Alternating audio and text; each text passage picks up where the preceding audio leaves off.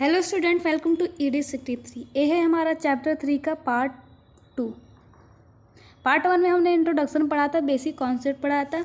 अगर जिन बच्चों ने पार्ट 1 नहीं देखा तो इस वीडियो को देखने के बाद पार्ट 1 देख ले, ताकि और ज़्यादा मैट्रिक्स आपको क्लियर हो सके। बिकॉज एग्जाम में 10 मार्क का क्वेश्चन यहाँ से आता है, एक लॉन्ग क्वेश्चन भी आता है।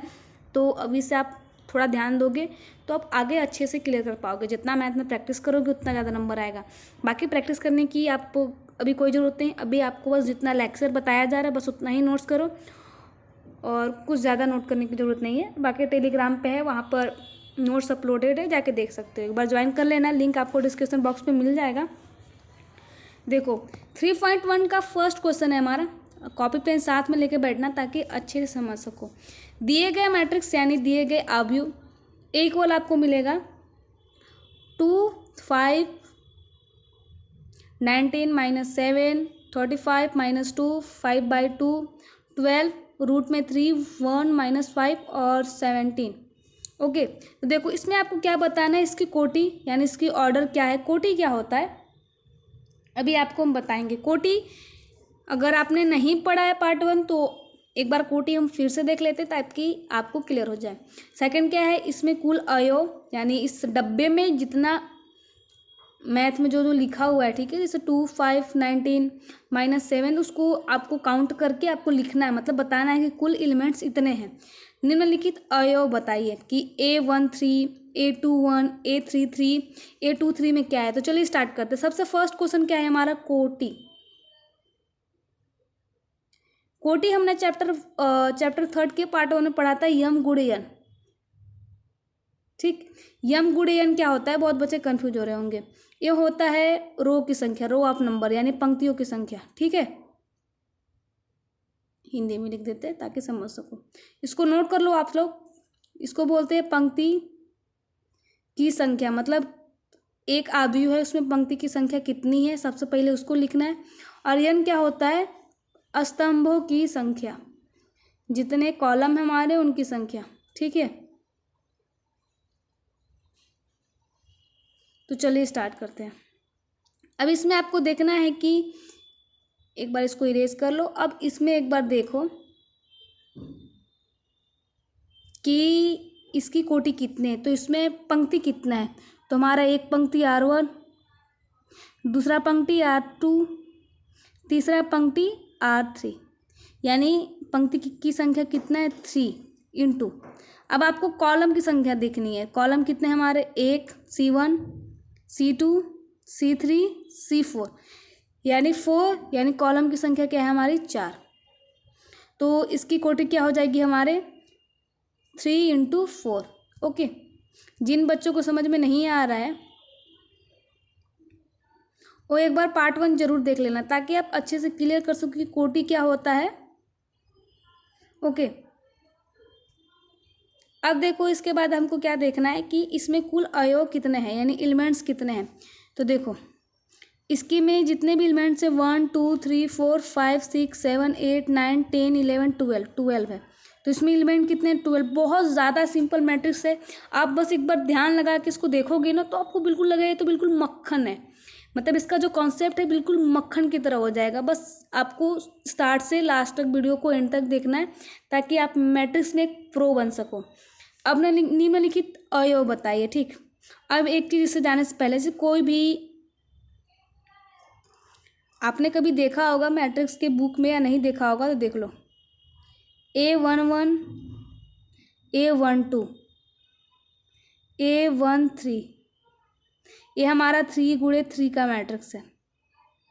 A21, A22, A23, A31, A32, A33। ये ज़रूरी है, ये बहुत ज़्यादा इंपॉर्टेंट है। अगर नहीं पता है तो इसको नोट कर लो। ठीक है, अब A11 जैसे एग्जाम्पल में नहीं लेते हैं कि इसका मान x होगा, तो x का मान बाद में किसी भी क्वेश्चन को सॉल्व करने पे आपको 2 मिलेगा, तो x की जगह पे आप 2 पुट कर देते हो।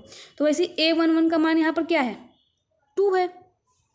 A13 का मान कितना है, A13 13 है, यानी पहला लाइन। A11, A22, A13, यानी A13 का मान क्या है, 19। ओके, इसके बाद A21 है, 21 यानी दूसरा लाइन।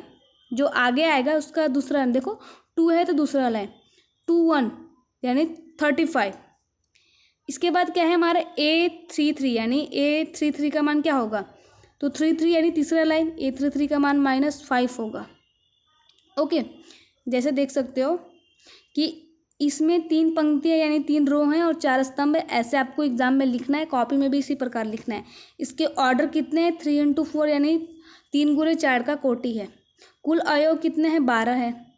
अब थर्ड क्वेश्चन क्या था, A13 में 19, A21 में 35, A33 में -5। ओके देखिए -5। इसके बाद क्या पूछा था कि A24 में क्या है, A24 देखो एक बार इसको इरेज कर लो। अब A24 यानी दूसरा लाइन की चौथा नंबर यानी 12, ठीक है। तो A24 का क्या हो जाएगा, 12 हो जाएगा। A23 का क्या हो जाएगा, A23 यानी A23 का क्या हो जाएगा, 5/2। ठीक, यही है, सिंपल है बिल्कुल, आप समझ जाओगे तो एक बार में। और इस PDF को अगर पढ़ोगे आप, अगर अभी भी समझ में नहीं आ रहा है, जैसे बहुत सारे बच्चे होंगे जिन्हें समझ में नहीं आ रहा है, उन्हीं को समझ में नहीं आ रहा होगा जो इस लेक्चर को ध्यान से नहीं देख रहा होगा। तो इस PDF को एक बार पढ़ ले ताकि और अच्छे से उसको समझ में आ जाए। इस PDF मतलब ऐसा बना हुआ है कि आप इसको बस पढ़ोगे, कॉपी में नोट करोगे तो आप तो इस सारे कॉन्सेप्ट को समझ सकते हो और लेक्चर देखने की ज़रूरत नहीं पड़ेगी आपको। प्रश्न 2 क्या है हमारा कि यदि किसी आव्यूह की कुल अवयव यानी कुल एलिमेंट 24 है तो उसकी संभव कोटियाँ क्या होगी। ओके, और यदि 13 अवयव हैं तो उसकी संभव कोटियाँ क्या होगी। Question number 2। ओके देखो, 24 अवयव के लिए संभव कोटियाँ यानी P × Q जरूर लिखना। 1 × 24 मतलब 1 × 24 हो सकता है। 24 का गुणा 1 में करो 24 आ जाएगा। 12 का गुणा 2 में करो 24 आ जाएगा। 8 का गुणा 3 में करो 24 आ जाएगा। 6 चौको 24। अब जस्ट इसका उल्टा हो जाएगा, यहाँ तक हो गया। अब इसका जस्ट अपोजिट चलाओ, 6 × 4 मतलब 6 × 4, 8 × 3, 12 × 2 और 24 × 1। ओके, तो आपको इतना लिखना है। अब 13 अवयव, तो 13 एक अभाज्य संख्या है, तो केवल 1 × 13 और 13 × 1 ही इसकी क्या होगी, संभव कोटियाँ होंगी। तो इसको नोट कर लो, बहुत ज़्यादा इंपॉर्टेंट क्वेश्चन है। अब प्रश्न 3, यदि किसी आव्यूह में 18 अवयव है तो उसकी संभव कोटियाँ सेम प्रश्न नंबर 2 की तरह करना है। यदि केवल उसमें 5 अवयव हो तो उसकी क्या संभव कोटियाँ होंगी। तो 18 अवयव के लिए 1 × 18, 2 × 9, 9 दूनी 18, क्षेत्रीय 18, क्षेत्रीय 18, यहाँ 9 दूनी 18, 18 कम 18। अब 5 भी एक हमारा अभाज्य संख्या, तो सेम वैसे ही करना है जैसा हमारा क्वेश्चन नंबर 2 था। अब प्रश्न 4 में क्या है कि 2 × 2 की आव्यूह, ठीक, A = Aij बनाई जाए, जहाँ पर I पंक्ति की संख्या होगी यानी रो और J स्तंभ की संख्या होगा। तो आपको फर्स्ट में क्या निकालना है, Aij I + J² 2। तो कैसे करना है, देखो पहला क्वेश्चन ये है तो आपको I के जगह पे 1 रखना है। आप इसको अलग अलग भी हल कर सकते हो, जैसे देखो करते हैं हम सब। फर्स्ट क्या दिया हुआ था हमारा, देखो फर्स्ट क्या दिया हुआ था हमारा, Aij = I + J/2 का स्क्वायर। तो आपको इसमें सबसे पहले A11 निकालना है, ठीक, मतलब आपको I के जगह पे भी 1 रखना है और J के जगह पे भी 1 रखना है। तो सबसे पहले देखो I के जगह पे 1 रखा, J के जगह पे 1 रखा, /2 और इसका स्क्वायर करना था, ठीक है। 2 का स्क्वायर नहीं होगा, बस ऊपर वाले का ही स्क्वायर होगा, ठीक। अब जब इसको आप हल करोगे, इसका 2 ही आएगा 2, इसका आंसर लास्ट में क्या आएगा 1। भाग देने तो आता ही होगा ना।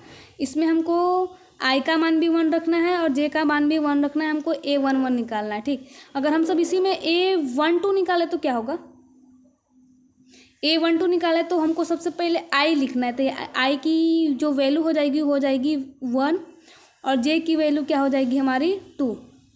2 कैसे, क्योंकि ये स्तंभों की संख्या है, ठीक। तो इसको नोट कर लो। तो हमको I के जगह पे 1, J के जगह पे 2 का स्क्वायर +2। अब इसको हल कर लेना, बहुत ज़्यादा सिंपल, यहाँ तक तो आप हल कर ही सकते हो ना।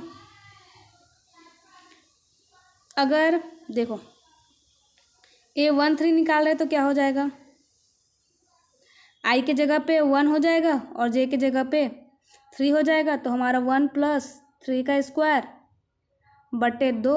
अब इसको हल कर लेना, ऐसे ही करना है। देखो आई जे क्या होता है, ए आई जे। आई क्या होता है, पंक्तियों की संख्या नहीं रो की संख्या, आर से डिनोट कर रहे हैं उसको, ठीक है,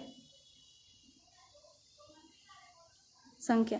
अब जे क्या होते हैं, स्तंभ की संख्या, स्तंभ की संख्या। अब देखो सबसे पहले यम गुणे एन लिखाता ही है, यानी सबसे पहले पंक्तियों की संख्या लिखाता है, तो सबसे पहले आप आई को इंटू करोगे, इसके बाद जे लिखोगे, ठीक। तो उसी प्रकार है हमारा। जैसे देखो कि अभी हम एक चीज़ और करने जा रहे हैं, देखो A13 निकालने जा रहे हैं, तो आई के जगह पे आप 1 रखोगे और जे के जगह पे 3 रखोगे, तो 1 + 3 का स्क्वायर जो दिया हुआ है क्वेश्चन, उसी में बस पुट करना है 2। अब इसको हल कर लेना, तो हल करने पर आपका आंसर आएगा, देखो जब इसको सॉल्यूशन करोगे तो आपको आंसर इतना आएगा, ठीक। ये हमारा A11 है, ये हमारा A12 है, A21 है, A22 है, ठीक है। बस ज़्यादा सॉल्व नहीं करना, इतना ही करना है। बाकी इसका नोट्स आपको टेलीग्राम पे मिल जाएगा, ज्वाइन कर लेना। बाकी क्वेश्चन नंबर 5 से लेके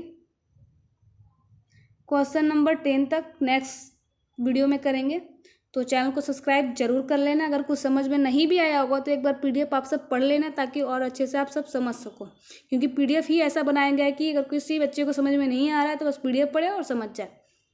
मिलते हैं नेक्स्ट वीडियो में।